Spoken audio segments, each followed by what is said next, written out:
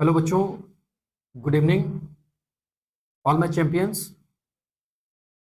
आप स्वस्थ होंगे, मस्त होंगे और अपनी पढ़ाई में व्यस्त होंगे। इससे प्रीवियस चैप्टर मैंने आपको इलेक्ट्रिक करंट करवाया है और आज मैं आपको मैग्नेटिक इफेक्ट ऑफ करंट करवाने जा रहा हूं। और दोनों चैप्टर एक दूसरे को रिलेट करता है।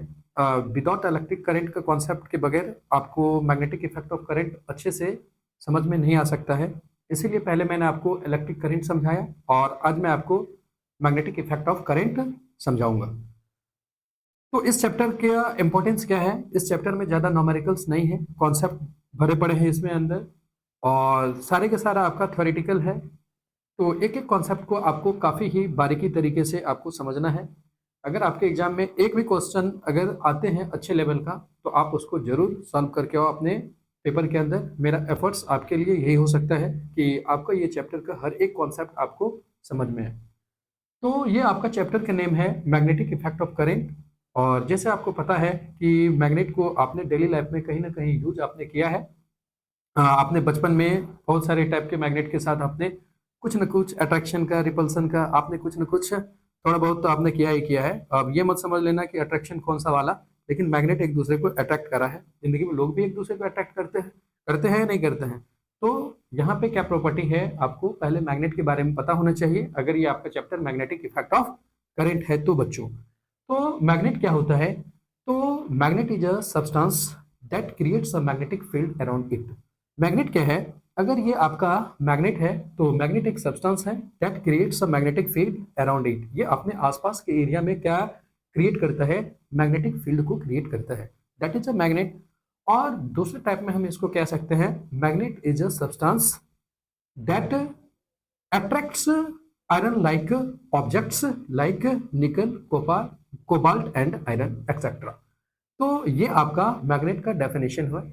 और देखो, जब आप इस चैप्टर में जाओगे तो इस चैप्टर में आप टाइप्स ऑफ मैग्नेट के बारे में आपको पता होना चाहिए। इस चैप्टर में आप कौन कौन सा मैग्नेट पढ़ोगे?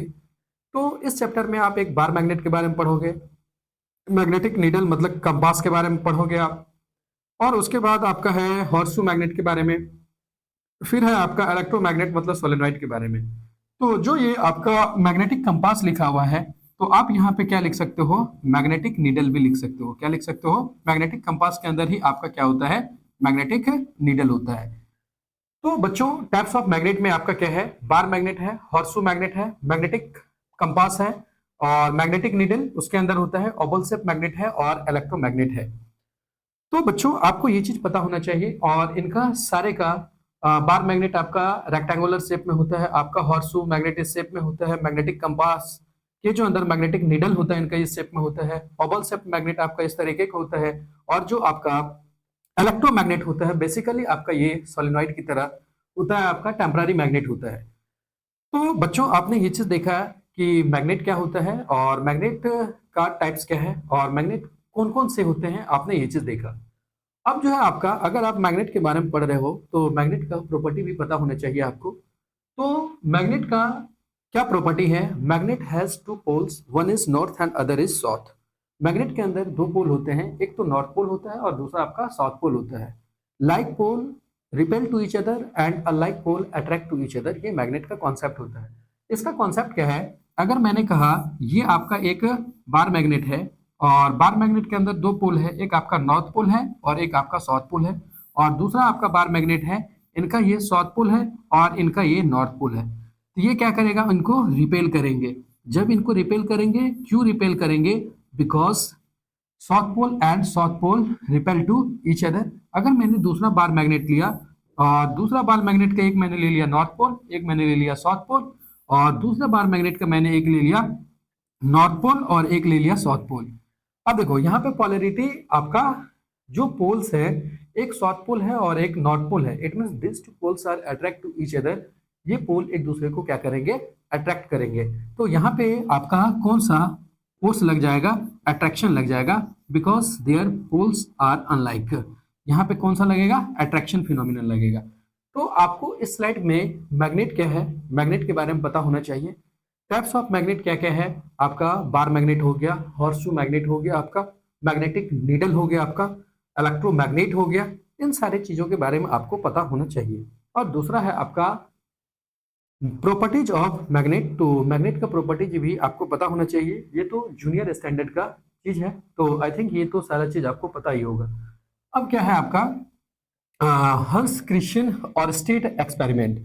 हंस क्रिश्चियन और स्टेट एक्सपेरिमेंट क्या है बच्चों, ये आपके एग्जाम पॉइंट ऑफ व्यू से काफी इंपॉर्टेंट है और इनको आपको काफी बारीकी तरीके से आपको समझना है, हंस क्रिश्चियन और स्टेट एक्सपेरिमेंट को। बच्चों हंस क्रिश्चियन और स्टेट एक्सपेरिमेंट ने क्या आपको समझाया है, उनका क्या मोटिव था हमारे सोशल लाइफ के लिए। अगर कोई फिजिशियन है, अगर उसने कुछ ना कुछ एक्सपेरिमेंट किया है, तो उनका सोशल सोसाइटी पे काफी ज्यादा इम्पैक्ट पड़ा है। जैसे किसी ने एम्पियर का को मतलब कि करंट का खोज किया, किसी ने मैग्नेट का खोज किया, तो क्या हमारे डेली लाइफ में, क्या हमारे सोसाइटी में इसका कुछ ना कुछ इम्पैक्ट है या नहीं है, तो है। तो जो ये आपका हंस क्रिश्चियन और स्टेट साहब थे, इसने क्या समझाया, इसने ये आपको समझाने की कोशिश किया। इसने कहा अगर कोई भी electric current carrying conductor material है, वो अपने आसपास के एरिया में किसको क्रिएट करेगा, तो मैग्नेटिक फील्ड को क्रिएट करेगा। यह हंस क्रिश्चियन और स्टेट साहब ने कहा अगर आप किसी भी कंडक्टर के थ्रू आप इलेक्ट्रिक करंट को पास करते हो, तो वो एक मैग्नेटिक फील्ड को अपने आसपास के एरिया में क्रिएट करता है। इट मीन्स हंस क्रिश्चियन और states gives a relationship between electricity and magnetism. इसने इलेक्ट्रिसिटी और मैग्नेटिज्म के बीच में एक रिलेशन को समझाया है, और उसने क्या रिलेशन को समझाया है, इस पॉइंट को मैं आपको समझाता हूं। देखो बच्चों, अगर ये आपका कोई करंट कैरिंग कंडक्टर है, अगर इससे करंट पास हो रहा है, तो उसने क्या ऑब्जर्वेशन किया, उसने क्या एक्सपेरिमेंट किया। एक उसने मैग्नेटिक कंपास को इसके नियर रखा, तो मैग्नेटिक कंपास के अंदर जो आपका एक मैग्नेटिक नीडल होता है, और मैग्नेटिक नीडल जो है आपका एक बार मैग्नेट की तरह, एक परमानेंट मैग्नेट की तरह बिहेव करता है। तो उसने ये चीज देखा, ऑब्जर्व किया कि जैसे मैं मैग्नेटिक कंपास को किसी करंट कैरिंग कंडक्टर के नियर रखता हूँ, तो जो मैग्नेटिक कंपास के इनसाइड मैग्नेटिक नीडल है उनका डिफ्लेक्शन शो होता है। तो उसके दिमाग में थिंकिंग आया, अच्छा इट मीन्स ये करंट भाई साहब कुछ ना कुछ तो हरकतें कर रहा है। अब वो क्या हरकतें कर रहा है, तो अपने आसपास के एरिया में मैग्नेटिक फील्ड क्रिएट कर रहा है, तभी तो वो मैग्नेट को अपनी ओर अट्रैक्ट कर पा रहा है। यस, इसका यही चीज है। अब आप ही हो या कोई भी हो, जेल वेल लगा के मार्केट वार्केट जा रहे हो, आप किसी को अट्रैक्ट कर रहे हो, तो आपने कुछ ना कुछ तो हरकतें किया, तो मतलब लोग आपके ऊपर नजर तो रखेंगे। उसी तरीके से हंस क्रिश्चियन और स्टीव साहब ने क्या एक्सपेरिमेंट किया, उसने ये चीज कहा अगर कोई भी करंट कैरिंग कंडक्टर है बच्चों, अगर उसके थ्रू आपका करंट पास कर रहा है और उसके नियर में आप किसको रखते हो, एक मैग्नेटिक कंपास को रखते हो, तो मैग्नेटिक नीडल क्या करता है, डिफ्लेक्शन शो करता है। तो उनसे उसको ये बात पता चला कि जब मैग्नेटिक नीडल के अंदर डिफ्लेक्शन होता है, it means current carrying conductor produces a magnetic field. ठीक है। अब उसने एक चीज और देखा, जैसे जैसे भाई साहब उसने करंट कैरिंग कंडक्टर में करंट के अमाउंट को उसने इंक्रीज करा, तो जो मैग्नेटिक नीडल है उनका डिफ्लेक्शन भी ज्यादा शो हो रहा है। और जैसे उसने करंट की डायरेक्शन को रिवर्स कर दिया, तो जो मैग्नेटिक नीडल का डिफ्लेक्शन का डायरेक्शन था ये भी रिवर्स हो गया। तो उसने ये चीज यहाँ से दो कॉन्सेप्ट को बाहर निकाला। अगर आप किसी भी करंट कैरिंग वायर में करंट के अमाउंट को इंक्रीज कर देते हो और उसके पास में आप मैग्नेटिक कंपास को रखते हो, तो जो नीडल का डिफ्लेक्शन होगा एज कंपेयर टू पहले ज्यादा शो होगा, क्योंकि आपने करंट का वैल्यू कंडक्टर में इंक्रीज कर दिया है। अगर आपने करंट का डायरेक्शन को आपने रिवर्स कर दिया है, तो जिस डायरेक्शन में पहले आपका मैग्नेटिक नीडल का नॉर्थ पोल डिफ्लेक्ट कर रहा था, अब जस्ट उसके ऑपोजिट डायरेक्शन में मैग्नेटिक नीडल का नॉर्थ पोल डिफ्लेक्ट करेगा। It means the deflection of the magnetic needle depend on the two factors, that is the amount of current and the direction of current. If the amount of current is increases in a conductor, then the magnetic needle shows maximum deviation or deflection. If the direction of the current reverse, then the deflection of the magnetic needle also reversed. तो यहाँ से ये आपका concept निकल के आया है आपके सामने में। ठीक है, तो इस कॉन्सेप्ट को बच्चों मैंने आपको समझाया, हंस क्रिश्चियन और स्टेट क्या है। इसके आगे भी बहुत फिजिशियन है, आपका एम्पियर है, उसके बाद आपका फेराडेज है, लेकिन आपके स्टैंडर्ड में सिर्फ और सिर्फ सीबीएसई में हंस क्रिश्चियन और स्टेट को ही पढ़ना है। जो इनका एक्सपेरिमेंट है उनके बारे में आपको पता होना चाहिए। अब देखो, आप जब अपना एनसीईआरटी ओपन करोगे, तो वहाँ पे आपका हंस क्रिश्चियन और स्टेट एक्सपेरिमेंट गिवन है। आपको उस डायग्राम का इंपॉर्टेंस पता होना चाहिए। अगर आपके एग्जाम में कोई भी डायग्राम आता है तो आप इतना बेहतरीन तरीके से आप उसको अपने आंसर सीट पे रिप्रेजेंट करो कि आपके एग्जामिनर भी आपसे मंत्रमुग्ध हो जाए, मतलब इतना आपसे इम्प्रेस हो जाए कि मजा आ जाए, आपको उनको मजबूर हो जाए कि आपको अच्छे मार्क्स देने के लिए। तो कोई भी डायग्राम को आप बहुत ही अच्छे तरीके से रिप्रेजेंट करो। और इस चैप्टर का सबसे इंपॉर्टेंट बात यह है कि इसमें डायग्राम ही डायग्राम भरे पड़े हैं। ठीक है, तो मैंने आपको ये चीज समझाया है हंस क्रिश्चियन और स्टेट एक्सपेरिमेंट। अब देखो ये चीज भी मैंने आपको समझा दिया है। Properties of magnet, every magnet has two poles, that is north and south pole. Like pole repel each other, unlike poles attract each other. A freely suspended bar magnet aligns itself in nearly north-south direction with its north pole towards north direction. जो आपका कोई भी freely suspended bar magnet होता है, freely suspended bar magnets are always aligned in north-south direction. ये भी point आपके लिए इम्पोर्टेंट है। अगर आपसे पूछा जाता है, अगर आप किसी भी बार मैग्नेट को फ्रीली सस्पेंडेड करते हो तो ये आपका किस डायरेक्शन में अलाइन होता है, तो इसका आंसर हो जाएगा नॉर्थ साउथ डायरेक्शन। ठीक है बच्चों, ये भी पॉइंट आपको समझ में आया है। अब देखो यहाँ पे क्या है, the substance which are attracted by magnet are called magnetic substance. Example iron, nickel, cobalt, steel. The substance which are not attracted by a magnet are called non magnetic substance. Example wood, glass, copper, aluminium, brass, paper and adhesive. अब ये चीज आपका very simple है बच्चों, आपने इसको daily life में कई बार यूज किया है। मैग्नेट से आपके कौन कौन सब्सटेंस अट्रैक्ट हो सकते हैं? जो आयरन का होता है लाइक दैट, वो आपका हो गया, निकल हो गया, आयरन हो गया, कोबाल्ट हो गया, स्टील हो गया। This are the substance which is attracted by a magnet, okay, and these are the substance like copper हो गया, glass हो गया, wood हो गया, brass हो गया, paper हो गया। these are not attracted by a magnet। ये सब्सटेंस आपका मैग्नेट के थ्रू अट्रैक्ट नहीं हो सकता है। ओके, ये भी पॉइंट आपको समझ में आया।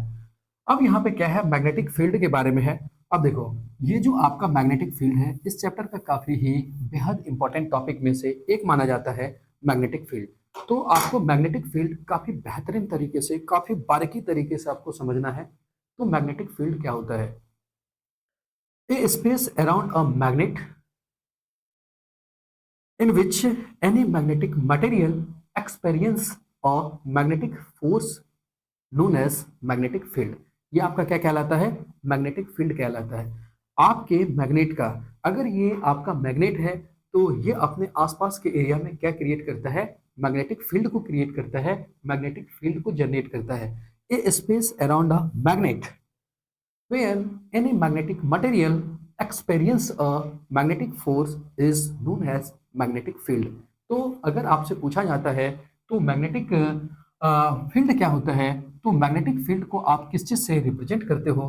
तो मैग्नेटिक फील्ड को आप बी से रिप्रेजेंट करते हो। और ये मैंने आपको बी के ऊपर एरो क्यों लगाया है, इसका भी इंपॉर्टेंस मैं आपको समझाऊंगा बच्चों। तो मैग्नेटिक फील्ड का डेफिनेशन आई थिंक आपको समझ में आया होगा कि मैग्नेटिक फील्ड क्या है। तो मैग्नेटिक फील्ड क्या है? A space around a magnet where a magnetic material experience a force of attraction और repulsion is known as magnetic field. अगर आप कोई भी फिजिकल क्वांटिटी पढ़ते हो तो उनका कुछ ना कुछ यूनिट होता है। तो मैग्नेटिक फील्ड का यूनिट होता है टेस्ला, और उसी को हम लिखते हैं वेबर पर मीटर स्क्वायर। तो बच्चों ये चीज आपको पता होना चाहिए, what is the SI unit of magnetic field? The SI unit of magnetic field is Tesla. तो मैग्नेटिक फील्ड का एसआई यूनिट क्या होता है? टेस्ला होता है, और इसी को हम वेबर पर मीटर स्क्वायर लिखते हैं। और दूसरा कॉन्सेप्ट यहाँ से आता है, आपका मैग्नेटिक फील्ड कौन सा क्वांटिटी है? स्केलर क्वांटिटी है या वेक्टर क्वांटिटी है? तो मैग्नेटिक फील्ड जो है एक वेक्टर क्वांटिटी है। इसके अंदर मैग्नीट्यूड भी होता है और डायरेक्शन भी होता है। तो बच्चों ये तीन पॉइंट आपको पहले पता होना चाहिए, what is magnetic field, what is the SI unit of magnetic field, and it is a scalar और वेक्टर क्वांटिटी। तो magnetic field is a vector quantity and the SI unit of magnetic field is tesla and it is represented by T, and it is also the SI unit of the magnetic field is weber per metre square. ये भी आपको पता होना चाहिए। और magnetic field का definition आपको पता होना चाहिए। और मैग्नेटिक फील्ड को आप किस चीज से रिप्रेजेंट करते हो? तो मैग्नेटिक फील्ड को आप बी वेक्टर से रिप्रेजेंट करते हो। ये जो एरो लगा हुआ है, एरो एक वेक्टर क्वांटिटी को रिप्रेजेंट कर रहा है। It means we can say magnetic field is a vector quantity. तो आपको मैग्नेटिक फील्ड के बारे में समझ में आया है। अब देखो यहाँ पे क्या है, मैग्नेटिक नीडल है। तो मैग्नेटिक नीडल के बारे में आपको मैंने समझाया है कि मैग्नेटिक नीडल किसके तरह एक्ट करता है। तो मैग्नेटिक नीडल एक आपका बार मैग्नेट की तरह एक्ट करता है। अब देखो ये आपका मैग्नेटिक कंपास है और मैग्नेटिक कंपास के अंदर ये आपका क्या है, मैग्नेटिक नीडल है। अब यहाँ पे देख रहे हो इनका कुछ न कुछ डेविएशन है। जैसे इसके पास आप मैग्नेट लेके जा रहे हो, आ रहे हो, तो ये क्या कर रहा है, अपना डिफ्लेक्शन शो कर रहा है। The needle of a magnetic compass is a freely suspended bar magnet. ये चीज बच्चों मैंने आपको ऑलरेडी समझाया है कि मैग्नेटिक नीडल क्या होता है। ओके, अब देखो जब मैंने आपको मैग्नेटिक फील्ड के बारे में समझाया है और ये आपके चैप्टर के लिए काफी महत्वपूर्ण टॉपिक है, तो आपको मैग्नेटिक फील्ड के बारे में हर चीज पता होना चाहिए। अगर मैं एक इंसान हूँ, आप एक इंसान हो, हर किसी का कोई ना कोई कैरेक्टरिस्टिक्स होता है। आप आईफोन रखते हो, कोई एंड्रॉइड रखता है, कोई मैकबुक का लैपटॉप रखता है। तो आपको ये चीज पता होना चाहिए कि उसका खासियत क्या है, उसका कैरेक्टरिस्टिक्स क्या है। तभी तो आप कोई आईफोन को पसंद करते हो, कोई एंड्रॉइड को पसंद करते हो, है कि नहीं है। तो जो आपका मैग्नेटिक फील्ड है, तो मैग्नेटिक फील्ड का प्रॉपर्टी आपके एग्जाम पॉइंट ऑफ व्यू से काफी ही महत्वपूर्ण है। ये चीज आपको तो डेफिनेटली पता होना चाहिए। इसको आपको काफी बारीकी तरीके से कॉन्सेंट्रेट होकर आपको समझना है। तो जो आपका कैरेक्टरिस्टिक्स ऑफ फील्ड लाइन है, field lines are arises from north pole and end into south pole of the magnet. ये मैं पॉइंट को समझाऊंगा। Field lines are closed curves. Field lines are closer in stronger magnetic field. Field lines never intersect each other.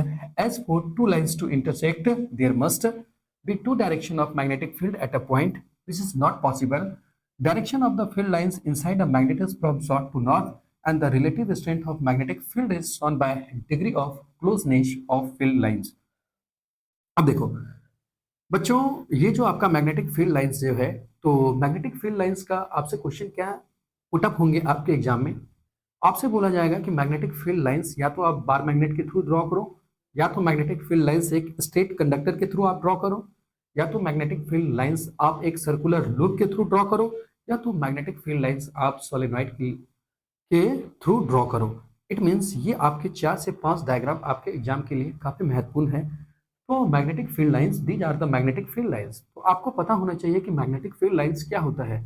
तो magnetic field lines is an imaginary lines. Magnetic field lines क्या line होता है, एक imaginary lines होता है। Okay, and this is a bar magnet. ये आपका क्या है, बार मैग्नेट है। तो आपने ये चीज देखा, the magnetic field lines is directed from north to south pole. मतलब ये आपका इनिशिएट हो रहा है नॉर्थ पोल से एंड आपका एंड हो रहा है जाके साउथ पोल पे।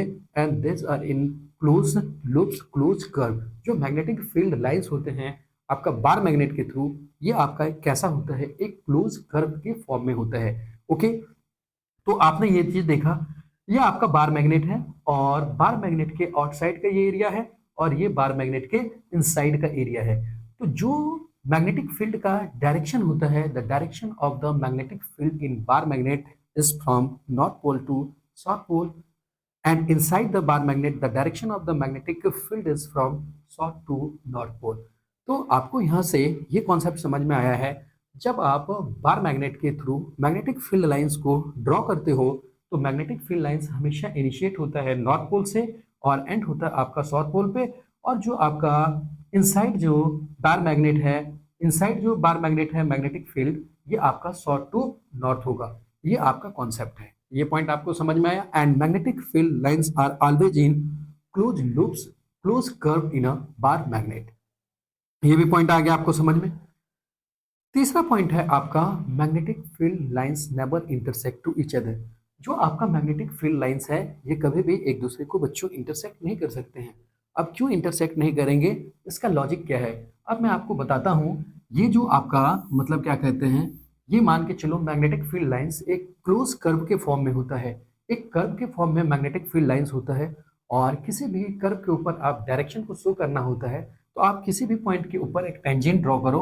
अगर आपने यहाँ पे टेंजेंट ड्रॉ किया है तो ये टेंजेंट किसको रिप्रेजेंट करेगा, मैग्नेटिक फील्ड के डायरेक्शन को रिप्रेजेंट करेगा।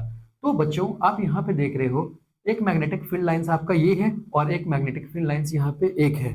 तो दो मैग्नेटिक फील्ड लाइंस आपका एक पॉइंट पे इंटरसेक्ट हो रहा है और जब आप यहाँ पे टेंजेंट ड्रॉ करोगे तो एक टेंजेंट आपका इसवर्ड्स हो जाएगा और एक टेंजेंट आपका इट्सवर्ड्स हो जाएगा। तो मतलब एक ही पॉइंट पे मैग्नेटिक फील्ड आपके डबल डायरेक्शन को शो कर रहे हैं। Eight a single point magnetic field shows two direction that is never possible. Due to this, magnetic field lines are never intersect to each other. तो magnetic field lines कभी भी एक दूसरे को इंटरसेक्ट नहीं कर सकते हैं। ये पॉइंट भी आपको समझ में आ गया। ओके, अब देखो, अगर मैग्नेटिक स्ट्रेंथ ज्यादा है तो मैग्नेटिक फील्ड लाइंस आपके काफी क्लोज क्लोज होंगे और at the end of the poles, ये आपका नॉर्थ पोल है और यहाँ पे आपका साउथ पोल है। तो यहाँ पे आप देख रहे हो जो मैग्नेटिक फील्ड लाइंस है ये आपके काफी क्लोज हैं। इट मीन्स जो इनका क्लोजनेस जो रिप्रेजेंट कर रहा है वहाँ पे मैग्नेटिक स्ट्रेंथ ज्यादा है। तो आपको ये 6 का 6 पॉइंट आपको पता होना चाहिए कि मैग्नेटिक फील्ड का डायरेक्शन एक बार मैग्नेट के अंदर कहाँ से कहाँ होता है, साउथ टू नॉर्थ पोल होता है। मैग्नेटिक फील्ड का डायरेक्शन आपका एक बार मैग्नेट के आउटसाइड कहाँ से कहाँ होता है, नॉर्थ टू साउथ पोल होता है। ओके, और जो आपका क्या कहते हैं, ये मैग्नेटिक फील्ड लाइंस हैं एक दूसरे को कभी भी इंटरसेक्ट नहीं करते हैं। क्यों नहीं करते हैं? Because at a single point it shows two direction. Due to this magnetic field lines never intersect to each other. वो कभी भी एक दूसरे को इंटरसेक्ट नहीं करते हैं। ये पॉइंट मैंने आपको समझाया। अब यहाँ पे लिखा हुआ the relative strength of magnetic field is shown by degree of closeness of field lines. अगर आपका मैग्नेटिक स्ट्रेंथ ज्यादा है इट मीन्स जो मैग्नेटिक फील्ड लाइंस है ये आपके काफी क्लोज क्लोज होंगे, काफी क्लोज क्लोज होंगे। तो जो मैग्नेटिक जो बार मैग्नेट है इनका नॉर्थ पोल और साउथ पोल के पास जो है मैग्नेटिक फील्ड लाइंस काफी क्लोज होते हैं, काफी डेंस होते हैं। It means we can say at the end of the bar magnet the magnetic strength is maximum because there magnetic field lines is very close to each other. वहां पे magnetic field lines क्या होते हैं, काफी close होते हैं। अब देखो ये जो डायग्राम है आपका क्या है, this is a bar magnet. ये आपका एक बार मैग्नेट है और ये जो डायग्राम आप देख रहे हो इस टाइप में, आपने आयरन फिलिंग्स को क्या किया है, इसके ऊपर आपने रखा है। तो आप देख रहे हो कि जब इस एरिया के आसपास आप आयरन फिलिंग्स को आप रखोगे नियर दिस बार मैग्नेट, तो आपको ये चीज पता लग रहा है कि जो आयरन फिलिंग्स है ये आपका एक क्लोज कर्व के फॉर्म में अरेंज हो रहा है। इट मीन्स दिस जैसे ये आपका magnetic field lines imaginary lines है, ठीक इसी वे में आपका ये आयरन फिलिंग्स अरेंज हो रहा है। इट मीन्स इस चीज को क्या हम बोल सकते हैं, iron filings are arrange in a bar magnet in a magnetic field lines. जो मैग्नेटिक फील्ड लाइंस का डायरेक्शन होता है नॉर्थ टू साउथ, इस डायरेक्शन में आपका आयरन फिलिंग्स जो है मतलब अपने आप को अरेंज हो गया है। तो ये भी पॉइंट मैंने आपको बहुत ही अच्छे तरीके से आपको समझाया है। तो मैग्नेटिक फील्ड क्या है, इस स्लाइड का जो इंपॉर्टेंस है, तो बच्चों आपको पहले मैग्नेटिक फील्ड का डेफिनेशन पता होना चाहिए, मैग्नेटिक फील्ड का ऐसा यूनिट पता होना चाहिए, मैग्नेटिक फील्ड आपका स्केलर क्वांटिटी है या वेक्टर क्वांटिटी है, ये चीज पता होना चाहिए, एंड आपको मैग्नेटिक फील्ड का कैरेक्टरिस्टिक्स पता होना चाहिए। ये काफी इंपॉर्टेंट है आपके एग्जाम पॉइंट ऑफ व्यू से। ये भी पॉइंट मैंने आपको समझाया है। अब क्या है, assertion reason magnetic field lines do not intersect each other and magnetic field lines are imaginary lines that tangent to which at any point gives the direction of the field at point. अब यहाँ पे क्या लिखा हुआ है, magnetic field lines do not intersect to each other, ये point आपका सही है, असर्शन भी सही है। और दूसरा क्या कह रहा है, magnetic field lines are imaginary lines the tangent to which at any point gives the direction of the field at the point, ये भी आपका सही है। Both assertion and reason are the true and reason is the correct explanation of the assertion। ये भी आपका correct option है। ये कॉन्सेप्ट मैंने आपको समझा रखा है, उसके बिहाफ पे आप इस क्वेश्चन को हिट कर सकते हो। अब देखो क्या है, what do you understand by the following. मैंने आपको मैग्नेट भी समझा रखा है, ये चीज कर लोगे। मैग्नेटिक फील्ड क्या है, ये भी चीज कर लोगे। मैग्नेटिक फील्ड लाइंस और मैग्नेटिक लाइंस ऑफ फोर्स। अब देखो मैंने मैग्नेटिक फील्ड लाइंस आपको समझा रखा है और मैग्नेटिक लाइंस ऑफ फोर्स भी मैं आपको समझाऊंगा, सेम चीज है। और magnetic effect of electric current, तो मैंने magnetic effect of electric current भी मैंने आपको समझा दिया है। Write any three properties of magnet, मैंने ये भी आपको समझा दिया है। Write any three properties of magnetic field lines, ये भी मैंने आपको समझा दिया है। Two magnetic lines of force never intersect each other give reason, ये भी कॉन्सेप्ट मैंने आपको समझाया है।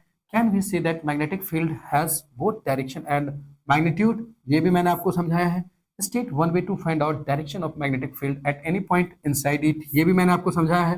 Draw the pattern of magnetic field lines of force around a bar magnet, ये भी why does a compass needle get deflected when bound near a bar magnet, with diagram explain और state experiment on the magnetic effect of electric current. ये यहाँ पे 9 question है, आपके 9 question है, और 9 क्वेश्चन को मैंने आपको बहुत अच्छे तरीके से क्लियर करा हुआ है।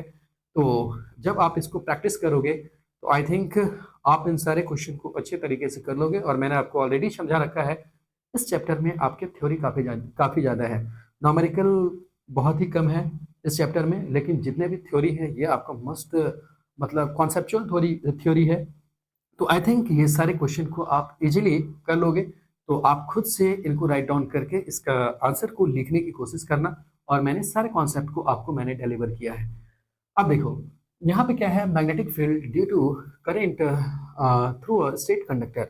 अब मैंने आपको इंपॉर्टेंस क्या समझाया था कि आपका जो मैग्नेटिक फील्ड लाइंस है, ये तो एक पहला आपने बार मैग्नेट के थ्रू पढ़ा है, और दूसरा आप किसके थ्रू पढ़ रहे हो, आप स्टेट कंडक्टर के थ्रू पढ़ रहे हो बच्चों। तो ये भी आपका काफ़ी इंपॉर्टेंट है, और आपको आना चाहिए। मैग्नेटिक फील्ड के बारे में आपको पता चल चुका है, मैग्नेटिक फील्ड लाइंस के बारे में आपको पता चल चुका है।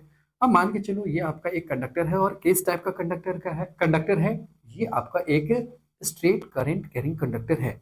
अगर किसी आप स्ट्रेट करंट कैरिंग कंडक्टर से आप करंट को पास करते हो, तो ये तो आपका या तो डाउनवर्ड डायरेक्शन में पास हो सकता है, या तो अपवर्ड डायरेक्शन में पास हो सकता है।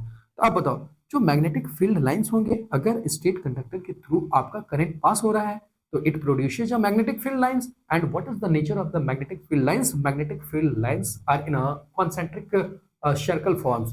जो आपके मैग्नेटिक फील्ड लाइंस होंगे, ये किस वे में आपके अरेंज होंगे, एक कॉन्सेंट्रिक सर्कल के फॉर्म में अरेंज होंगे। अब देख रहे हो, ये आपका क्या है, एक कंडक्टर है, एक स्ट्रेट कंडक्टर है, और जो ये मैग्नेटिक फील्ड लाइंस है, ये मैग्नेटिक फील्ड लाइंस आपका एक कॉन्सेंट्रिक सर्कल के फॉर्म में अरेंज हुआ है कि नहीं हुआ है। और बॉस मैंने आपको समझाया है, जो मैग्नेटिक फील्ड लाइंस है एक आपका वेक्टर क्वांटिटी है। तो मैग्नेटिक फील्ड लाइंस के डायरेक्शन को आप कैसे डिटरमाइन कर पाओगे, अगर आपका किसी स्ट्रेट करंट कैरिंग कंडक्टर के थ्रू पास कर रहा है। तो बच्चों मैंने जो आपको ये समझाया है कि अगर किसी भी स्ट्रेट करंट कैरिंग कंडक्टर के थ्रू आपका करंट पास करता है, तो जो मैग्नेटिक फील्ड का अरेंजमेंट होगा एक कॉन्सेंट्रिक सर्कल के फॉर्म में होगा। और किसी भी मैग्नेटिक फील्ड की डायरेक्शन को डिटरमाइन करने के लिए हम मैक्सवेल का राइट हैंड रूल को हम यूज में लेते हैं। With the help of Maxwell right hand thumb rule we can determine the direction of the magnetic field. अब देखो, ये चीज मत कहना यहाँ पे मैग्नेटिक फील्ड आपका मतलब जो है मैक्सवेल का राइट हैंड रूल नहीं है, ये नेक्स्ट स्लाइड पे होगा। तो मैं आपको इनको बारीकी से समझाने के लिए सारे पॉइंट को एक ही साथ मैं कवर करूंगा। तो जो ये आपका स्ट्रेट कंडक्टर है, तो स्ट्रेट कंडक्टर में बच्चों आपने देखा है कि ये जो आपका कॉन्सेंट्रिक सर्कल है, this concentric circle represents a magnetic field lines, and we know that the direction magnetic field lines is a vector quantity. It means it has a direction. So how can we determine the direction of a magnetic field when a current is flows through a straight conductor? So with the help of a Maxwell right hand rule, we determine the direction of a magnetic field. तो magnetic field की direction को हम कैसे determine करेंगे बच्चों? Suppose that ये आपका straight conductor है, we hold a straight conductor by our right hand in such that the thumb is represent the direction of the current and the curl finger represents the direction of the magnetic field. तो बच्चों आपने क्या कहा, ये जो आपका क्या कहते हैं स्ट्रेट करंट कैरिंग कंडक्टर है, इसमें आपका करंट अपवर्ड डायरेक्शन में है। और अगर करंट आपका अपवर्ड डायरेक्शन में है, इट मीन्स आप कंडक्टर को कैसे होल्ड करोगे, आप अपने राइट हैंड से होल्ड करोगे, और इस तरीके से होल्ड करोगे कि जो आपका करंट है, करंट की डायरेक्शन में जो आपका थंब है वो करंट की डायरेक्शन को पॉइंट आउट करता हो, और जो आपका कर्ल फिंगर है that represents the direction of the magnetic field. तो आप देखो यहाँ पे क्या है, करंट आपका अपवर्ड डायरेक्शन में जा रहा है, और ये आपका एंटी क्लॉकवाइज डायरेक्शन में आपका मैग्नेटिक फील्ड है। ये किस डायरेक्शन में है?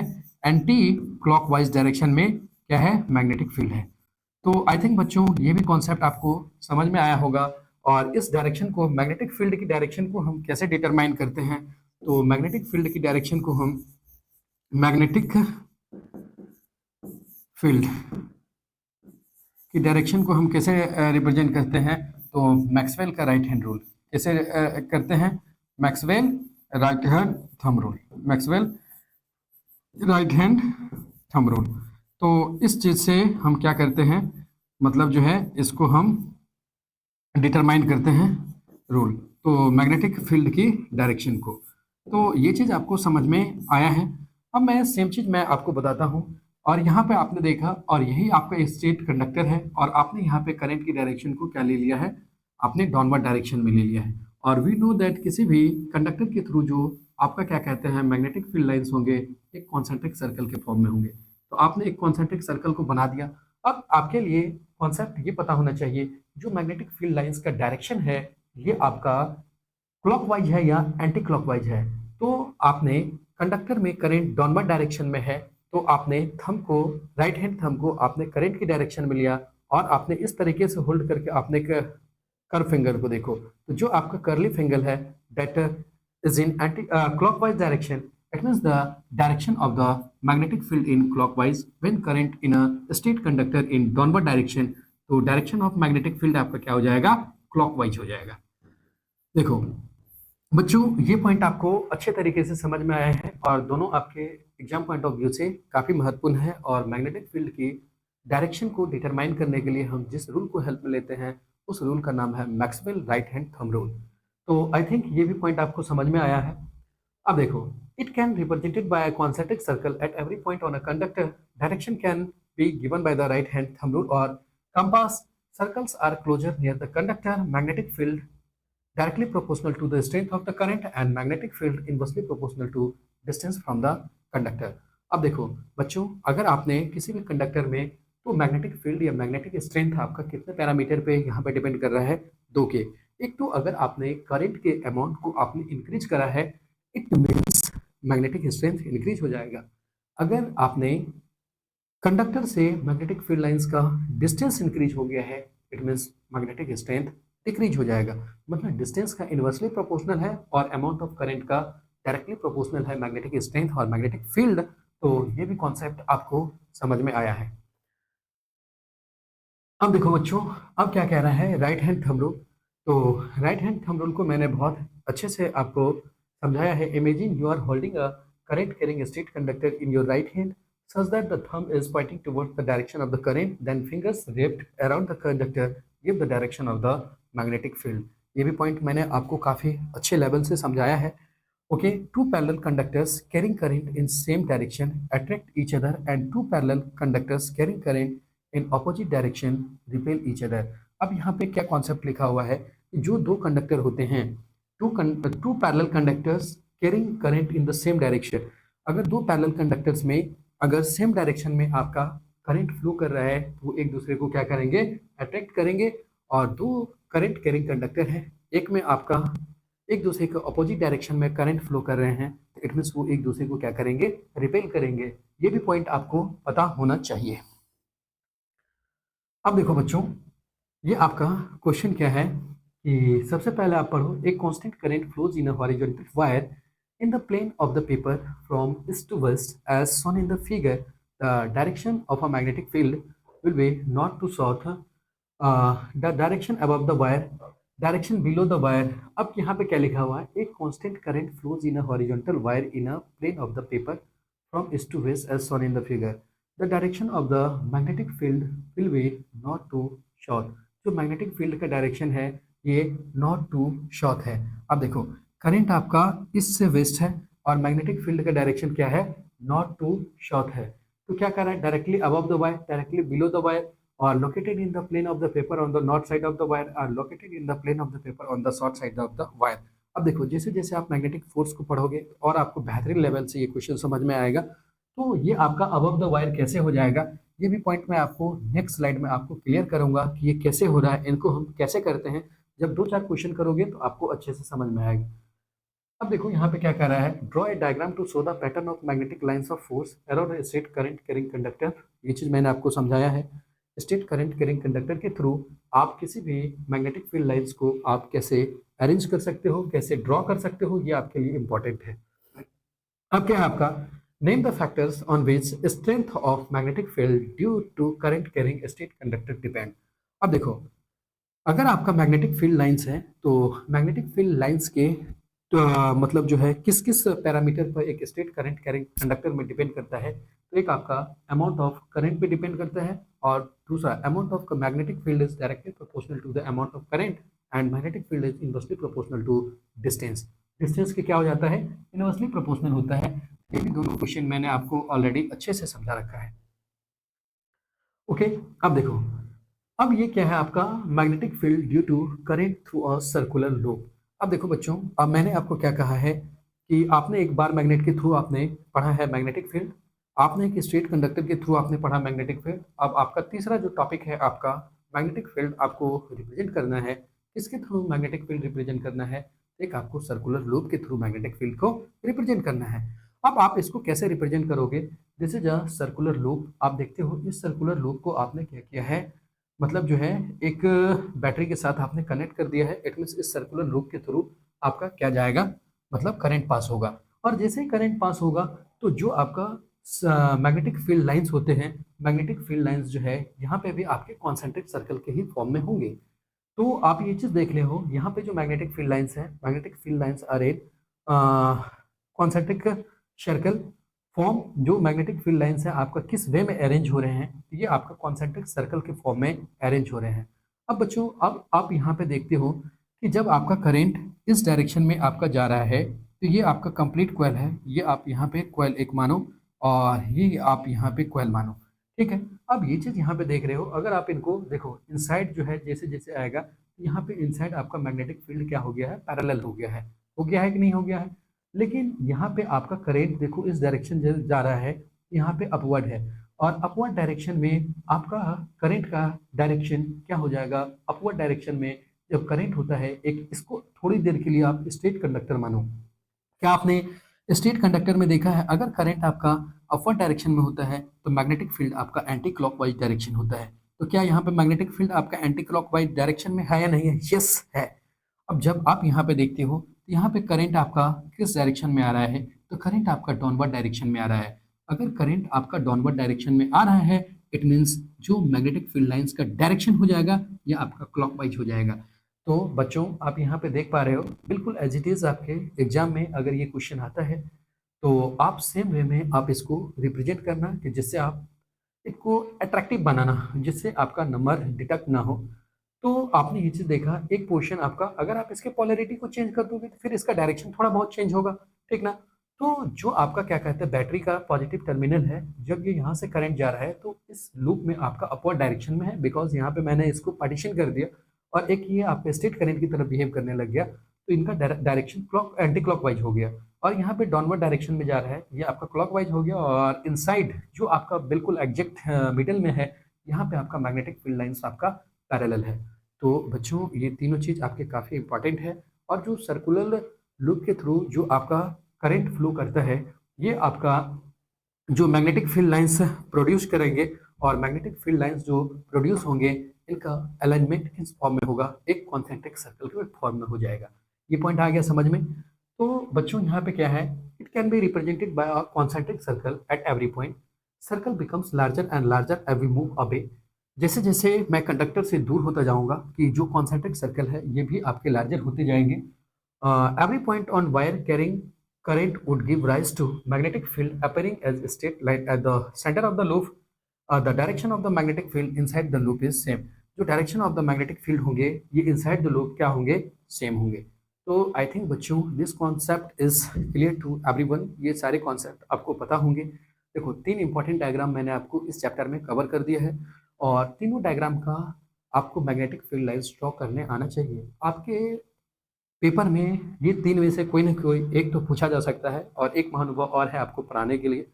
तो आई थिंक आपको इसको बहुत अच्छे तरीके से कवर करना चाहिए, कि जिससे आपके एग्जाम में अगर आता है तो इसको सुंदर सुंदर हाथों से आप इसको डायग्राम सुंदर सुंदर वे में करना, कि जिससे आपको अच्छे मार्क्स मिले। अब ये क्या है आपका factors affecting magnetic field of a circular current carrying conductor. Magnetic field directly proportional to the current passing through the conductor, ये हर किसी के लिए कॉमन बात है। Magnetic field inversely proportional to distance of the conductor. Magnetic field directly proportional to number of turns in the coil.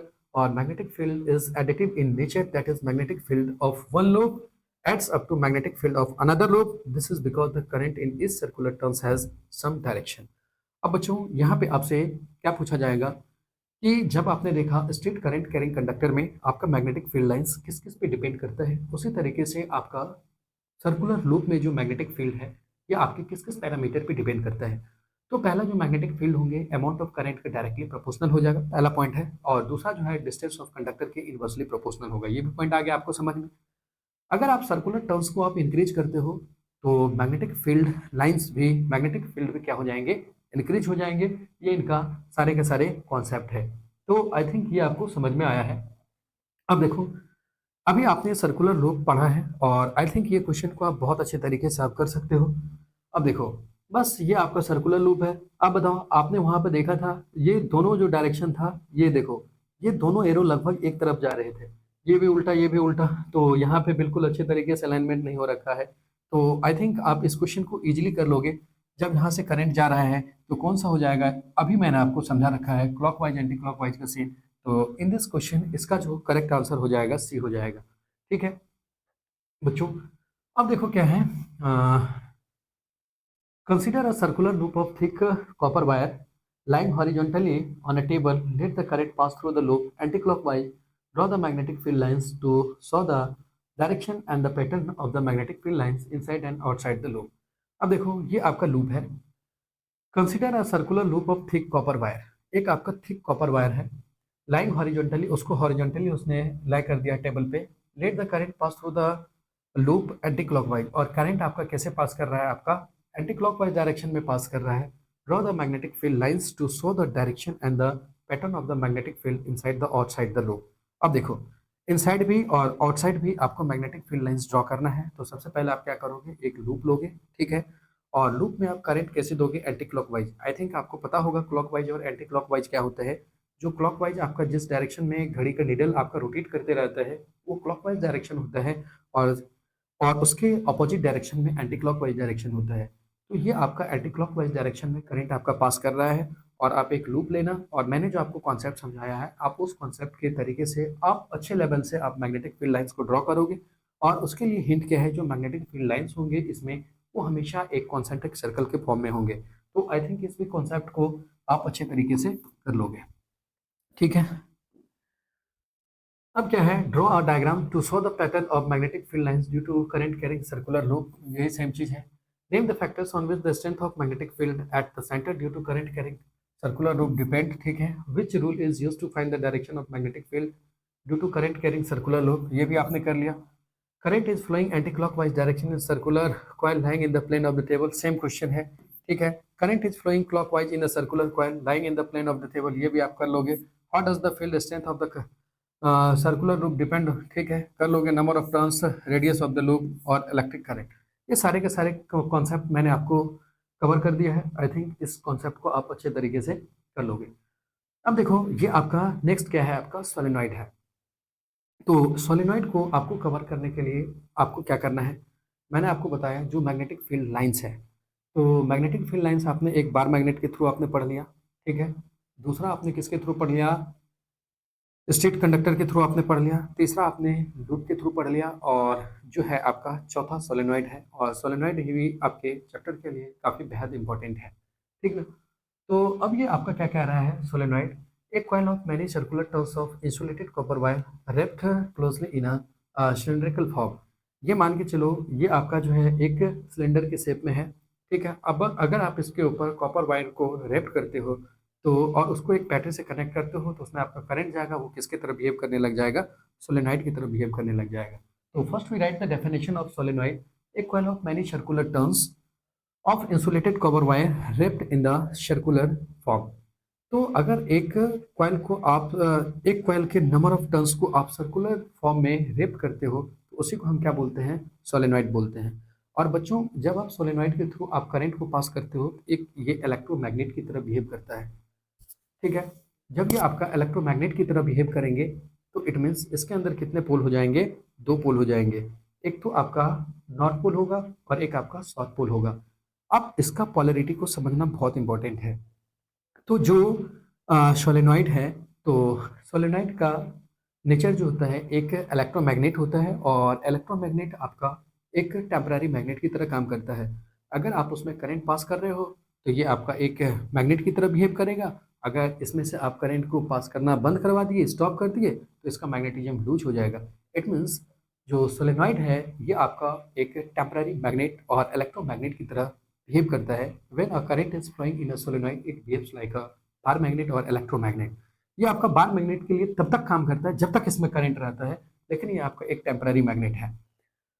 अब बच्चों आपसे इसमें पूछा जाएगा कि मैग्नेटिक फील्ड लाइंस को ड्रॉ करो, तो मैग्नेटिक फील्ड लाइंस को आप कैसे ड्रॉ कर सकते हो। अब देखो, आपने एक बार मैग्नेट के थ्रू मैग्नेटिक फील्ड लाइंस को तो आपने ड्रॉ कर लिया, लेकिन अगर मैं यहाँ पे बोलता हूँ आपको मैग्नेटिक फील्ड लाइंस को ड्रॉ करने के लिए, तो how can you draw magnetic field lines through a solenoid. आप सोलेनॉइड के थ्रू मैग्नेटिक फील्ड लाइंस को आप कैसे ड्रॉ कर सकते हो, अब बताओ। ना तो यहाँ पे आपको नॉर्थ पोल दिख रहा है, ना ही यहाँ पे साउथ पोल दिख रहा है। तो बच्चों आपको यहाँ पे कॉन्सेप्ट ये चीज ध्यान रखना है। देखो, अगर आपका करंट क्लॉकवाइज डायरेक्शन में जाता है, अगर कोई भी आपका लूप होता है और लूप में आपका करंट क्लॉकवाइज होता है, तो ये आपका साउथ पोल की तरह एक्ट करता है। अगर कोई भी लूप होता है, लूप में करंट आपका एंटी क्लॉकवाइज होता है, तो वो आपका नॉर्थ पोल की तरह एक्ट करता है।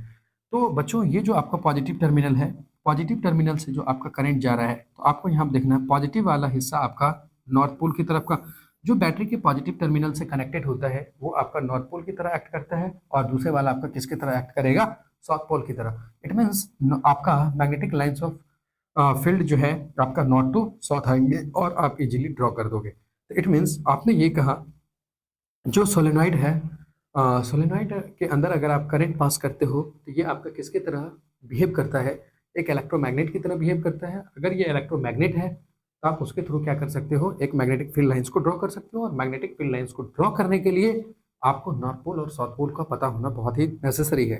तो इट मीन्स बैटरी का जो पॉजिटिव टर्मिनल जिस एंड से कनेक्टेड होगा वो एंड सोलेनॉइड का आपका नॉर्थ पोल की तरह एक्ट करेगा, तो अपोजिट एंड आपका साउथ पोल की तरह एक्ट करेगा। And we know that the magnetic field lines is initiate from north to south pole outside the magnet or solenoid and inside south to north. We can easily draw. Okay. अब क्या लिखा हुआ है, magnetic field of a solenoid is similar to that of bar magnet. जो magnetic field होते हैं ये bar magnet के ही सिमिलर होते हैं। ओके। अब आपका क्या है, magnetic field is uniform inside the solenoid and represented by parallel field lines.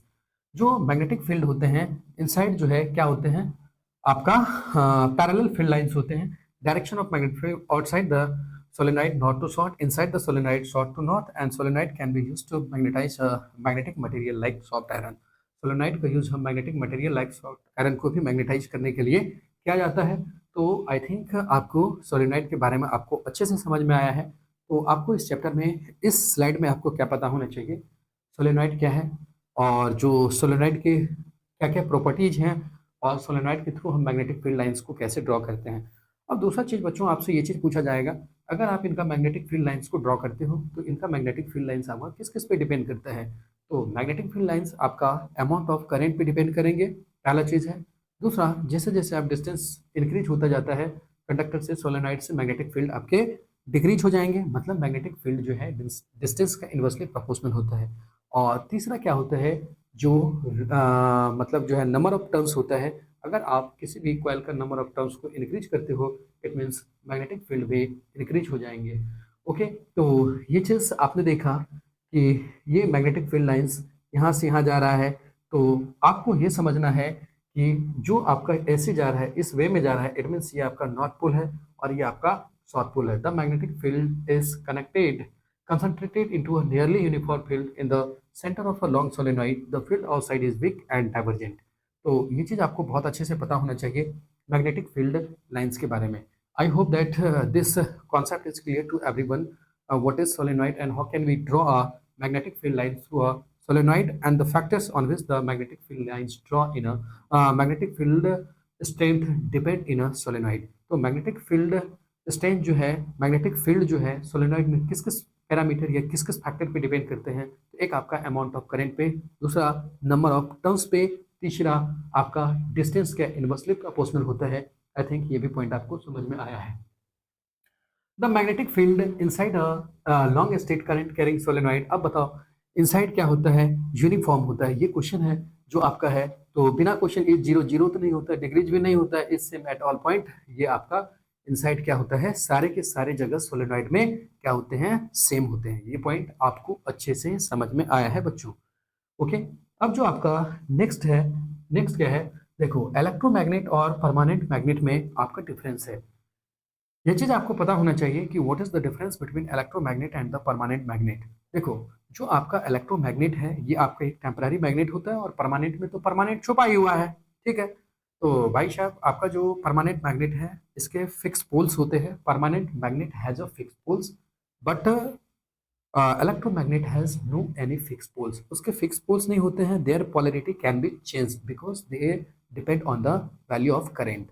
जो आपका इलेक्ट्रोमैग्नेट होता है इनके पोलैरिटी को आप चेंज कर सकते हो, लेकिन बार मैग्नेट के पोलैरिटी को आप चेंज नहीं कर सकते हो, because the polarity of the bar magnet can't be change but the polarity of the electromagnet be changed. Okay, ये पॉइंट आपको समझ में आया क्यों मैंने इसका रीजन समझाया आपको।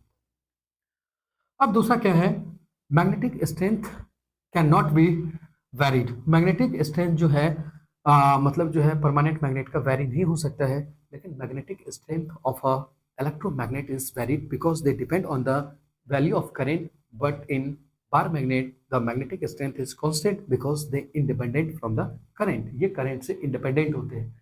ओके, ये चीज आ गया समझ में। पोलैरिटी को रिवर्स किया जा सकता है। जनरली जो इलेक्ट्रोमैग्नेट होता है ये स्ट्रांग होता है और जनरली वीक होता है, बिकॉज इसको हम कहाँ कहाँ यूज कर सकते हैं। अब जो है it is a temporary magnet so can be easily demagnetise. जो आपका इलेक्ट्रोमैग्नेट होता है ये आपका टेम्पररी मैग्नेट होता है, and the temporary magnet can be easily demagnetise. और जो आपका क्या कहते हैं परमानेंट मैग्नेट होता है can not be easily demagnetise. इसको आप इजीली डीमैग्नेटाइज नहीं कर सकते हो। जो आपका इलेक्ट्रिक जो आपका इलेक्ट्रोमैग्नेट होता है ये आपका कहाँ कहाँ यूज होता है। इलेक्ट्रोमैग्नेट आपका इलेक्ट्रिक बेल में यूज होता है, जनरेटर में यूज होता है, मोटर में यूज होता है, लेकिन जो परमानेंट मैग्नेट है आपका टॉय वगैरह में यूज होते हैं। ये चीज़ सारे के सारे पॉइंट आपको अच्छे तरीके से समझ में आया है, तो आपको बच्चों को पता होना चाहिए how can we write the difference between permanent and the electromagnet. आपको दोनों के बीच का डिफरेंस पता होना चाहिए, ये बहुत बेसिक चीज़ है। जब आपका चैप्टर इतना कंप्लीट होने के पॉइंट पे है तो आपको इतना तो पता होगा ही कि इसको हम कैसे डिफरेंशिएट कर सकते हैं। अब देखो बच्चों, ये जो है आपका force on a conductor carrying current in a magnetic field. अब बच्चों अगर आप किसी भी करंट कैरिंग कंडक्टर को मैग्नेटिक फील्ड में रखते हो तो वो अपने ऊपर एक फोर्स को एक्सपीरियंस करता है, and that force is known as magnetic force.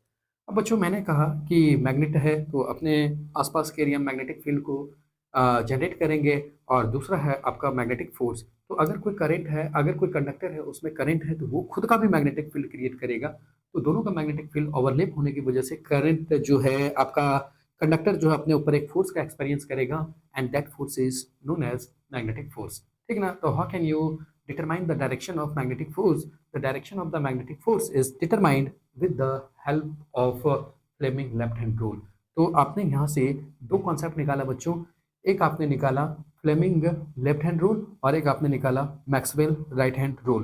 तो जो मैक्सवेल राइट हैंड रूल का यूजेज है उसका यूजेज है मैग्नेटिक फील्ड की डायरेक्शन को डिटरमाइन करने के लिए, और जो फ्लेमिंग का लेफ्ट हैंड रूल है उसका यूजेज है मैग्नेटिक फोर्स के डायरेक्शन को डिटरमाइन करने के लिए। तो लेकिन आपने कहा कि सर जो मैग्नेटिक फोर्स होता है जो आपका मैग्नेटिक फोर्स है तो इसका फार्मूला होता है B I L sine theta. तो B I L sine theta का मतलब क्या होता है, आप 10th क्लास में इस चैप्टर को पढ़ रहे हो, अब तो साइन के बारे में आपको बहुत कुछ पता हो चुका है। अगर थीटा का वैल्यू अगर 90 डिग्री हो तो आपका साइन थीटा का वैल्यू मैक्सिमम होता है, और थीटा का वैल्यू अगर 0 डिग्री हो तो मिनिमम होता है। तो ये जो आपने फार्मूला लिखा है F equal to B I L sine theta, तो B I L sine theta का मतलब आपको पता होना चाहिए। एफ किसको रिप्रेजेंट करता है, तो एफ मैग्नेटिक फोर्स को रिप्रेजेंट करता है। बी किसको रिप्रेजेंट करता है, मैग्नेटिक फील्ड को रिप्रेजेंट करता है। आई किसको रिप्रेजेंट करता है, करंट को रिप्रेजेंट करता है। एल किसको रिप्रेजेंट करता है, तो लेंथ ऑफ कंडक्टर को रिप्रेजेंट करता है। और थीटा किसको रिप्रेजेंट करता है, it is the angle between the magnetic field and the direction of the current. ये मैग्नेटिक फील्ड और डायरेक्शन ऑफ करंट को रिप्रेजेंट करता है थीटा। अगर आपका करंट का डायरेक्शन और मैग्नेटिक फील्ड दोनों एक दूसरे के परपेंडिकुलर है, 90 डिग्री पे है, तो उस कंडीशन में जो करंट कैरिंग कंडक्टर है अपने ऊपर मैक्सिमम फोर्स एक्सपीरियंस करेगा। अगर दोनों एक दूसरे के या तो पैरेलल है या तो एंटी पैरेलल है तो उस कंडीशन में जो आपका करंट कैरिंग कंडक्टर है वो अपने ऊपर मिनिमम फोर्स एक्सपीरियंस करेगा। तो आई थिंक ये कॉन्सेप्ट आपको समझ में आया होगा। तो यहाँ पे क्या लिखा हुआ है, Ampere suggested that when a current I passes through a conductor of the length L passing a perpendicular magnetic field B, then the force experienced is given by IBL sin theta, where theta is the angle between the length of the conductor and the magnetic field. वही चीज है कि length of the conductor means उसका क्या जाएगा, मतलब current जाएगा उसमें, आप उसको कंसीडर कर सकते हो। तो जो यहाँ पे आपका थीटा है, तो जेम जी लेंथ ऑफ द कंडक्टर और मैग्नेटिक फील्ड के या करंट का डायरेक्शन भी तो वहाँ पे होगा, दोनों ले सकते हो। तो आप यहाँ पे ये चीज़ कह दिया कि जो आपका मैग्नेटिक फोर्स का फार्मूला होता है बिल साइन थीटा, बस आपको इतना ही कॉन्सेप्ट आपके 10th स्टैंडर्ड में समझना है। जो मैग्नेटिक फोर्स का फार्मूला है बिल साइन थीटा होता है, और इसके हेल्प से ही आप बहुत क्वेश्चन को निपटा दोगे आप। अब देखो ये जो आपका है ये एक्सपेरिमेंट, तो इस एक्सपेरिमेंट का मतलब क्या है मैं आपको समझाता हूँ। यहाँ पे लिखा हुआ है एक current carrying rod A B experience a force perpendicular to its length and the magnetic field. अब देखो ये आपका क्या है, ये आपका हॉर्सो मैग्नेट है, ये आपका स्टैंड है, और इस स्टैंड के थ्रू आपने एक एल्युमिनियम रॉड को आपने कनेक्ट कर रखा है, और they are place in between north and south pole of the horseshoe magnet. और जब आपका इससे करंट फ्लो होगा तो करंट आपका इस डायरेक्शन में जा रहा है, तो आप ये चीज़ देखोगे कि जो यहाँ पे मैग्नेटिक फील्ड का डायरेक्शन हो जाएगा, the direction of the magnetic field is from north to south, because we know that the direction of the magnetic field is from north to south. तो जो डायरेक्शन ऑफ मैग्नेटिक फील्ड इस हॉर्सो magnet के द्वारा होगा, ये किस direction से किस डायरेक्शन की ओर होंगे, तो डायरेक्शन ऑफ मैग्नेटिक फील्ड आपका नॉर्थ टू साउथ पोल होंगे। ओके, ये पॉइंट आपका आया समझ में।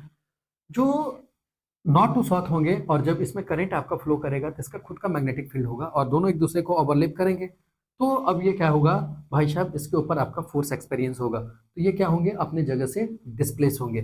तो ये एक्सपेरिमेंट आपको बस इतना कहना चाह रहा है, whenever a current is flowing through this rod it experience a magnetic force and it displace from this position.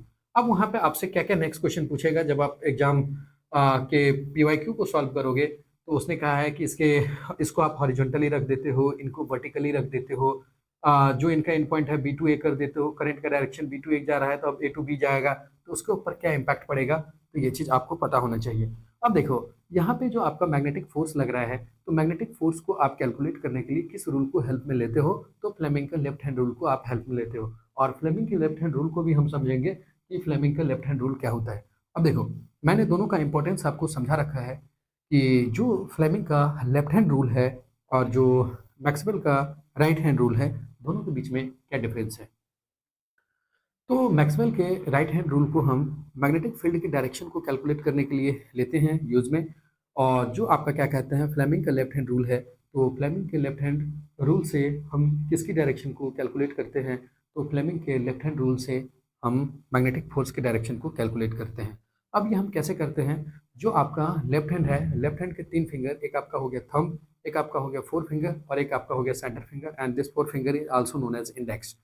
These 3 fingers are arranged in such a way that these 3 fingers are mutually perpendicular to each other. आपको इन तीनों fingers को mutually perpendicular arrange करना है, and the 4th finger represent the direction of the magnetic field. This center finger represent the direction of the current, and this thumb represent the direction of the magnetic force. तो ये चीज आपको पता होना चाहिए कि बच्चों फ्लेमिंग का लेफ्ट हैंड रूल क्या होता है। सर आपने कहा कि फ्लेमिंग के लेफ्ट हैंड रूल में सर लेफ्ट हैंड के 3 fingers, thumb, 4 finger and centre finger, जिसको आप मिडल फिंगर बोलते हो, ये तीनों का आपको म्यूचुअली परपेंडिकुलर अरेंज करना है। तो जो आपका 4 फिंगर होगा मैग्नेटिक फील्ड की डायरेक्शन को रिप्रेजेंट करेगा, जो सेंटर फिंगर होगा करंट की डायरेक्शन को रिप्रेजेंट करेंगे, और जो आपका थंब होगा ये किसके डायरेक्शन को रिप्रेजेंट करेगा, तो मैग्नेटिक फोर्स की डायरेक्शन को रिप्रेजेंट करेगा। That is the statement of Fleming left hand rule. State the thumb, forefinger and the middle finger of your left hand such that they are mutually perpendicular. If forefinger point in the direction of the magnetic field, middle finger in the direction of the current, then thumb will point in the direction of the motion of force और वही magnetic force, जो motion of the conductor होंगे। तो I think बच्चों ये point आपको समझ में आ गया है। ओके, अब ये क्या है, यह है यहाँ पे question, an electron enters a magnetic field at right angle to each as shown in the figure. The direction of the force acting on the electron will be to the right, to the left, out of the page, into the page. अब यहाँ पे क्या लिखा गया है बच्चों, आप यहाँ पे देख रहे हो जो ये आपका डायरेक्शन है, ये मैग्नेटिक फील्ड की डायरेक्शन को रिप्रेजेंट कर रहा है, ये आपका इलेक्ट्रॉन का डायरेक्शन है, और आपको पता है कि करंट हमेशा इलेक्ट्रॉन के डायरेक्शन के अपोजिट डायरेक्शन में होता है, तो करंट आपका इस डायरेक्शन में हो जाएगा।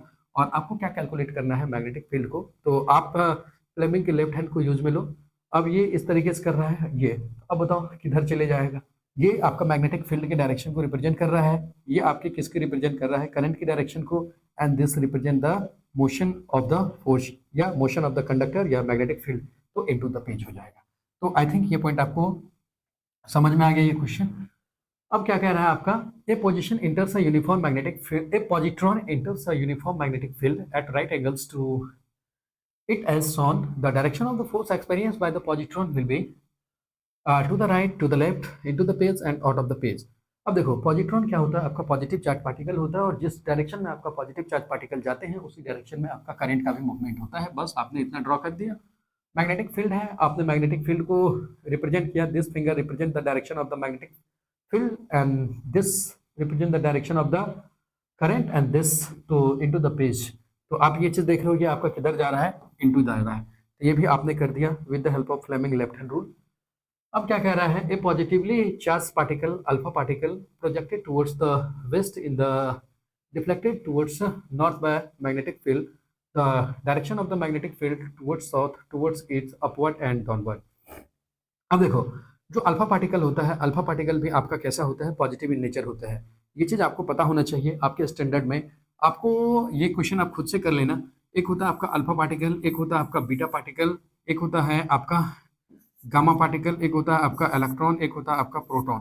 देखो अल्फा पार्टिकल पॉजिटिव पार्टिकल होता है, ठीक है। ये आपका, ये पॉजिटिव लिखना सही नहीं है, यहाँ पे पॉजिटिव लिख दो। ये आपका पॉजिटिव पार्टिकल होता है, ये आपका नेगेटिव होता है, ठीक है। और ये आपका न्यूट्रल होता है, ठीक है। और ये तो आपको पता ही है, ये आपका नेगेटिव होता है और ये आपका पॉजिटिव होता है, ठीक है। ये आपका क्या हो जाता है, पॉजिटिव होता है। तो आपने ये चीज़ देखा कि जिस डायरेक्शन में आपका पॉजिटिव पार्टिकल मूवमेंट करता है उसी डायरेक्शन में करंट होता है, और नेगेटिव पार्टिकल्स के अपोजिट डायरेक्शन में करंट का डायरेक्शन होता है। I think you can easily do this question which are written on this board. A positively charge alpha particles projected towards west in deflected towards north by a magnetic field, the direction of the magnetic field is towards south, towards is upward and downward. Calculate आप solve करना। अब देखो क्या है direct and alternating current. देखो पहले आपके syllabus में इस पोर्शन से आपका डीसी मोटर, एसी जनरेटर वगैरह सब हुआ करते थे, लेकिन अब आपके सिलेबस से इन चीज़ों को रिमूव कर दिया गया है। लेकिन जो आपका एसी और डीसी है ये आपका बहुत ही बेसिक कॉन्सेप्ट है। You should must have to know the concept of AC and DC current. देखो जो आपके डीसी करंट होते हैं, जो आपके घर में इलेक्ट्रिक सेल है, बैटरी है, ये आपका डीसी करंट प्रोवाइडर होता है, डीसी सोर्स प्रोवाइडर होता है। लेकिन जो आपका क्या कहते हैं मतलब जो जनरेटर वगैरह हो गए, जो आपके क्या कहते हैं लाइनों वगैरह हो गए, जो मेन सप्लाई वगैरह हो गए, वहाँ से आपका क्या होता है, अल्टरनेटिंग करंट आता है। तो जो अल्टरनेटिंग करंट का कॉन्सेप्ट है और डीसी का कॉन्सेप्ट है, इसका क्या मेन चीज़ है, तो जो डीसी करंट होता है they are unidirectional. They are when the current is flows only in one direction is known as DC current. When the flows of current changes periodically, its direction is known as the AC current. जो आपका alternating current होता है ये अपने direction को periodically change करता है and it is uses for a long distance. इसको आप लॉन्ग डिस्टेंस के लिए आप यूज में ले सकते हो। लेकिन DC the direction of the flows of current is only one directional. जो यूनिडायरेक्शनल होता है उसको आप क्या बोलते हो, डीसी करंट बोलते हो। एक current that always flow in one direction is called direct current. The current we get from a battery is direct current. Alternating current, a current that reverses its direction periodically, is called alternating current. Most power station in our country produces alternating current and the frequency of the alternating current is 50 hertz. जो alternating current का frequency होता है ये आपका 50 hertz का होता है। ये चीज़ आपको पता होना चाहिए। One advantage of AC over DC is that it can be transmitted over long distance without much loss of energy. तो ये ग्राफ है दोनों का, अब यहाँ पे देख रहे हो जो ये साइनसोइडल ग्राफ है ये आपका डायरेक्शन रिवर्स कर रहा है बट दे आर यूनिडायरेक्शनल। तो यहाँ से आपको डायरेक्ट करंट और आपका अल्टरनेटिंग करंट भी आपको समझ में आया है। ये आपका क्वेश्चन है, why is an alternating current considered to be advantage over direct current. ये भी आपको समझ में आ गया फॉर लॉन्ग डिस्टेंस, ठीक है। Why is the type of current used in the household supply different from the one given by the battery of dry cell? ये भी आपको आ जाएगा। How does an electric fuse prevent the electric circuit and the appliances from a possible damage due to short circuiting or overloading? देखो बच्चों, ये जो आपका question है, ये क्वेश्चन मैं आपको डोमेस्टिक इलेक्ट्रिक सर्किट में अभी पढ़ाऊंगा। ये क्वेश्चन आपको क्लियर हो जाएगा। For the current carrying solenoid as shown, draw magnetic field lines and give reason to explain that out of the 3 points A B and C at which the point field strength is maximum. अब कह रहा है यहाँ पे किस point पर maximum होगा, तो ए पे सबसे ज्यादा होगा, होगा कि नहीं होगा। उसके बाद बी, उसके बाद सी, सबसे कम क्या पे हो, सी पे हो जाएगा, उसके बाद बी पे हो जाएगा। तो ये पॉइंट आप इजीली कर लोगे। जो मैग्नेटिक फील्ड स्ट्रेंथ है ये आपका कहाँ पे ज्यादा होगा, ए पे ज्यादा होगा, because they are lies inside the solenoid. तो ये आपका ए पे होगा, उसके बाद बी पे हो जाएगा, और सबसे कम कहाँ पे हो जाएगा, सी पे हो जाएगा। आई थिंक ये सारा कॉन्सेप्ट आपको समझ में आया है। अब देखो क्या है domestic electric circuit. Domestic electric circuit को समझने के लिए इसका डायग्राम बेहद जरूरी है। आप देखो ये डायग्राम आपका एनसीईआरटी में एज इट इज गिवन है, और इस डायग्राम को समझना आपको बहुत ही जरूरी है, और आपको ये डायग्राम बिल्कुल अच्छी तरीके से आना भी चाहिए डोमेस्टिक इलेक्ट्रिक सर्किट। अब देखो डोमेस्टिक इलेक्ट्रिक सर्किट डायग्राम जब आप पढ़ते हो तो इसमें 3 तरीके के वायर यूज होते हैं। एक आपका होता है लाइव वायर, एक होता है आपका न्यूट्रल वायर, एक होता है आपका अर्थिंग वायर। ये तीनों वायर के बारे में आपको पता होना चाहिए। जो आपका लाइव वायर होता है इसमें आपका करंट फ्लो करता है, और जो न्यूट्रल वायर होता है इसका क्या काम होता है, ये पोटेंशियल डिफरेंस को मेंटेन रखता है। अगर ये potential difference across the conductor अगर मेंटेन नहीं होंगे, इट मीन्स वहां से करंट का फ्लो नहीं हो सकता है। तो न्यूट्रल वायर का काम इतना है कि वो आपके सर्किट में, वो आपके डोमेस्टिक इलेक्ट्रिक सर्किट में पोटेंशियल डिफरेंस के वैल्यू को मेंटेन रखता है। लाइव वायर में करंट फ्लो करता है। और जो अर्थिंग होता है, देखो अर्थिंग का क्या काम होता है, जैसे आपने अपने घर में देखा है कि आप लैपटॉप को चार्ज में लगाते हो और आपने इलेक्ट्रिक शॉक को फील किया होगा, 100% आपने फील किया होगा। कभी आपने घर में जो आपके फ्रिज हैं आपने कभी टच किया होगा, उनका बॉडी अगर मेटालिक है तो आपको शॉक लगा होगा। तो आपको इलेक्ट्रिक शॉक से बचाने के लिए आपके घर में क्या किया जाता है, अर्थिंग किया जाता है। तो आप कभी कभी देखते हो कि आपके घर में जो स्विच होता है वहाँ पे 3 होल्स होते हैं, जो मतलब क्या कहते हैं, लैपटॉप का चार्जर होता है, ये आपके 3 पिन प्लग होते हैं। वो जो एक्स्ट्रा चार्ज आएगा, वो एक्स्ट्रा चार्ज को क्या करने का काम करता है, एक्स्ट्रा चार्ज को वो दोबारा ट्रांसफर करने का काम करता है टू द अर्थ। तो अर्थिंग भी आपका एक सेफ्टी डिवाइस है, अर्थिंग भी आपका एक सेफ्टी मेजरमेंट की तरह आपका यूज में लिया जाता है। ओके, तो यहाँ पे आपका डोमेस्टिक इलेक्ट्रिक सर्किट में सबसे पहले आपको ये 3 पॉइंट आपको ध्यान रखना है। एक तो आपका अर्थ वायर है, एक आपका लाइव वायर है, और एक आपका न्यूट्रल वायर है। ये 3 वायर को आपको अच्छे तरीके से ध्यान में रखना है। जो लाइव वायर होता है इसका इंसुलेशन रेड कलर का होता है, जो आपका न्यूट्रल वायर होता है इसका इंसुलेशन आपका ब्लू कलर का होता है, और जो आपका अर्थिंग वायर होता है इसका इंसुलेशन आपका ग्रीन कलर का होता है। तो ये कलर कोड भी बहुत इंपॉर्टेंट है, अगर आपके एग्जाम में डायरेक्टली एमसीक्यू हिट होंगे तो आपको पता होना चाहिए। ओके बच्चों, अब देखो जो आपका ये डोमेस्टिक इलेक्ट्रिक सर्किट बना हुआ है, तो डोमेस्टिक इलेक्ट्रिक सर्किट में आपका बोर्ड फ्यूज यूज हो रहा है, इलेक्ट्रिक मीटर यूज हो रहा है, डिस्ट्रीब्यूशन बॉक्स यूज हो रहा है, and these are electric appliances. It may be fridge, it may be fan, it may be bulb, and all are connected in parallel. ये सारे के सारे पैरेलल से कनेक्टेड हैं, और आपको पता है ये किससे कनेक्टेड होंगे, ये आपके एसी सोर्स से कनेक्टेड होंगे। तो आपको ये डायग्राम बहुत अच्छे तरीके से पता होना चाहिए। देखो यहाँ पे सारे अर्थिंग एक दूसरे से कनेक्टेड है, और कितना सप्लाई से जुड़ा हुआ है, 220 वोल्ट के सप्लाई से जुड़ा हुआ है कि नहीं जुड़ा हुआ है। तो आपको ये चीज़ ध्यान में रखना है। जो आपका डोमेस्टिक इलेक्ट्रिक सर्किट है, डोमेस्टिक इलेक्ट्रिक सर्किट में आपके 3 वायर यूज में होते हैं, और जितने भी इलेक्ट्रिक अप्लायंसेज होते हैं, all electric appliances are connected in parallel through distribution box, and board fuse आपका यूज होता है, इलेक्ट्रिक मीटर यूज होता है। अब आपको पता है कि फ्यूज भी आपके घर में एक सेफ्टी डिवाइस की तरह काम करता है। और जो इलेक्ट्रिक मीटर है, इलेक्ट्रिक मीटर का क्या काम होता है कि आपने अपने घर में कितना इलेक्ट्रिक एनर्जी को कंज्यूम किया है उसका रीडिंग कौन बतलाने का काम करता है, तो आपका इलेक्ट्रिक मीटर ही बतलाने का काम करता है। आई थिंक ये डायग्राम आपको अच्छे तरीके से समझ में आया होगा। इस डायग्राम को आपको बहुत अट्रैक्टिव वे में अगर आपके एग्जाम में पूछे जाते हैं, तो इस डायग्राम को आपको काफ़ी अट्रैक्टिव वे में आपको बनाने हैं, ठीक है। और जब काफ़ी इस डायग्राम को अट्रैक्टिव वे में बनाओगे आप, तो आपको एग्जामिनर भी बहुत अच्छे तरीके से मार्क देंगे। और यहाँ पे लाइव वायर क्या है, न्यूट्रल वायर क्या है, ये सारी चीज़ आपको पता होना चाहिए। तो प्रीवियस स्लाइड पे आपका यही चीज़ लिखा हुआ था, ये मत बोल देना कि क्या कहते हैं सर ने समझाया नहीं। ये all points I cover you, मतलब मैंने सारे पॉइंट समझा दिया है आपको।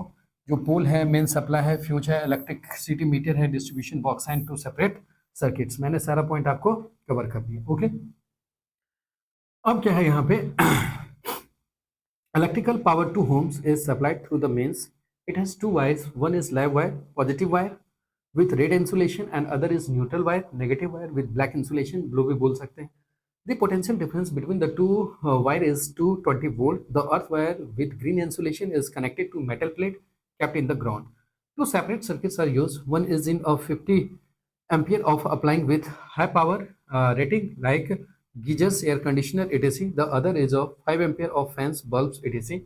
Different appliances are connected in parallel so that every appliances get equal voltage, and even if one is switched off, other are not affected. The appliances having metallic body like electric iron, refrigerator, etc. The metallic body is conducted to the earth wire so that there is leakage of current or charge if passes through the earth and the prevent electric shock. ये चीज़ मैंने आपको समझाया है, ठीक है. और आपके घर में कुछ ऐसे डिवाइस होते हैं जिनका रेटिंग काफ़ी ज़्यादा होता है और कुछ ऐसे डिवाइसेज होते हैं जिनका रेटिंग कम होता है. अगर आप अपने घर में 10 फ्रिज यूज करो और 10 फैन यूज करोगे तो आपको पता चल जाएगा कि इसका जब आप गवर्नमेंट को बिजली बिल पे करोगे आप तो पता चलेगा कि रेटिंग का क्या इंपॉर्टेंस होता है. तो आपके घर में या हमारे घर में डिफरेंट डिफरेंट रेटिंग के इलेक्ट्रिक अप्लाइंसेज होते हैं. कुछ के घर में फ्रिज है, कुछ के घर में वॉशिंग मशीन है, फैन है, सब है. तो दोनों का अलग अलग ये है. तो ये चीज़ आपको आ गया समझ में. अब देखो इलेक्ट्रिक फ्यूज क्या है. इलेक्ट्रिक फ्यूज के बारे में आपको पता होना चाहिए. इलेक्ट्रिक फ्यूज जो है आपका एक सेफ्टी डिवाइस है और they are connected in series. इसको आप कैसे कनेक्ट करते हो, इनको सीरीज में कनेक्ट करते हो. और इनका क्या काम होता है, इनका काम होता है आपका ओवरलोडिंग और शॉर्ट सर्किट से प्रिवेंट करता है आपको. मतलब अगर आपके घर में एक्स्ट्रा अमाउंट ऑफ करंट आ रहा है तो अगर करंट का वैल्यू इंक्रीज हो गया है तो आपके घर में जो इलेक्ट्रिक अप्लायंसेज होते हैं उनके डैमेज होने के चांस होते हैं. तो इसका जो इलेक्ट्रिक फ्यूज है इनका मेल्टिंग पॉइंट काफ़ी लो होता है. जैसे extra amount of current pass होता है ये अपने आप को बंद कर लेता है, और जैसे बंद कर लेता है ये सीरीज में कनेक्टेड होता है तो आगे करंट सप्लाई नहीं हो पाता है और आपके इलेक्ट्रिक अप्लायंसेज जो हैं मतलब जो है डैमेज होने से सेफ हो जाते हैं. तो ये चीज़ आ गया आपको समझ में.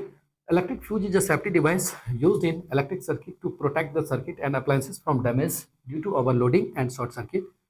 It is a wire having high resistance and low melting point. If the excess current flows through the circuit, the fuse wire melts and breaks the circuit. Fuse wire is made up of metal or an alloy of metal like lead, tin, aluminum and copper. देखो ये चीज़ आपसे पूछा जा सकता है. जो आपका fuse होता है ये लेड, टिन और एल्यूमिनियम एंड कॉपर वायर का बना होता है. Fuse wire is connected in series with the live wire.